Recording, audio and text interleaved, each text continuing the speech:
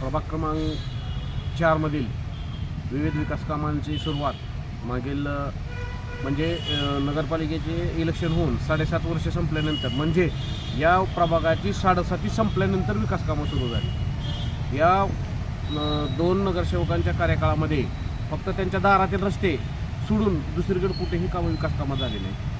आमदार कैलासजी पाटील साहेब, खासदार ओमप्रकाशराजे निंबाळकर साहेब यांच्या माध्यमातून या प्रभागामध्ये सुरुवातीला 2,18,00,000 रुपयांचा निधी, भरघोस असा निधी मंजूर झाला। त्यानंतर 1,58,00,000 रुपये आत्ता त्याच्या निविदा प्रक्रिया पूर्ण झालेल्या आहेत। अशा प्रकारे त्या प्रभागामध्ये एकूण 5 ते 6 कोटी रुपयाची कामं आत्ता सध्या चालू आहे। हे कामं चालू असताना मध्येच शिफारशीचा घाट घातला आणि ते शिफारशीची कामं 82 मार्फत कामं करण्याचं ठरलं। मग ते रोडचे तुकडे पाडून कामं करायचं ठरलं। मग ते रोडचे तुकडे पाडत असताना जे अक्षांश रेखांश आहे, नगर परिषदेनं ना हरकत प्रमाणपत्र दिलं आहे किंवा ते साईड प्लॅन दिला आहे, तो साईड प्लॅन न करता ह्या सार्वजनिक बांधकाम विभागाचे उपकार्यकारी अभियंता मोरे साहेब त्यांचा मनमानी कारभार करून, त्यांचा हेकेखोरपणा करून आणि राजकारण त्यांना करायचं आहे अशा पद्धतीनं वागून ते अक्षांश रेखांशप्रमाणे किंवा त्या साईड प्लॅनप्रमाणे काम न करता, पूर्वीच काम झाले त्या जागेवर तिथं आता दुसरं कामाची शिफारस दाखवली गेली। मग या प्रभागातील जे मोठे मोठे रोड आहेत ते म्हणजे 0.25% कामं व्हायला लागलेत आणि 75% काम होत नाही।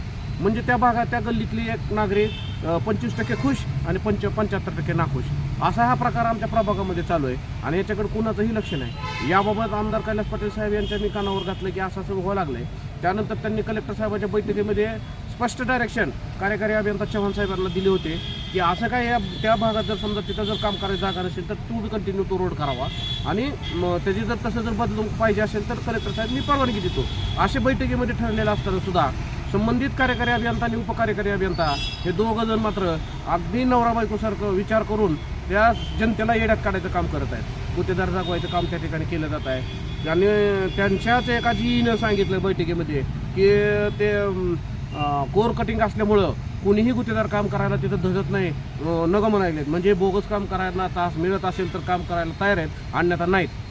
अशा प्रकारे हा सगळा प्रकार चालू आहे।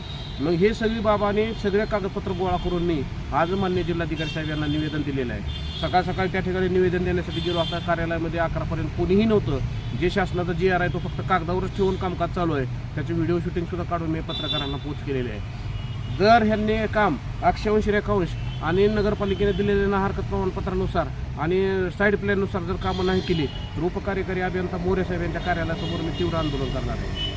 याची मी त्यांना आज स्पष्ट ताकीद दिलेली आहे। काय आमच्यावर गुन्हे दाखल व्हायचे ते उद्या, पहिले 17 आहेत, अजून एक 18 होईल, त्याला आम्ही येत नाही। पण जनतेच्या विकासासाठी आणि जनतेला जर ह्यांनी अडचणीत आणून कामं करायचं ठरवलं तर मात्र आम्ही नक्की त्याचं आंदोलन करून तीव्र निषेध करणार।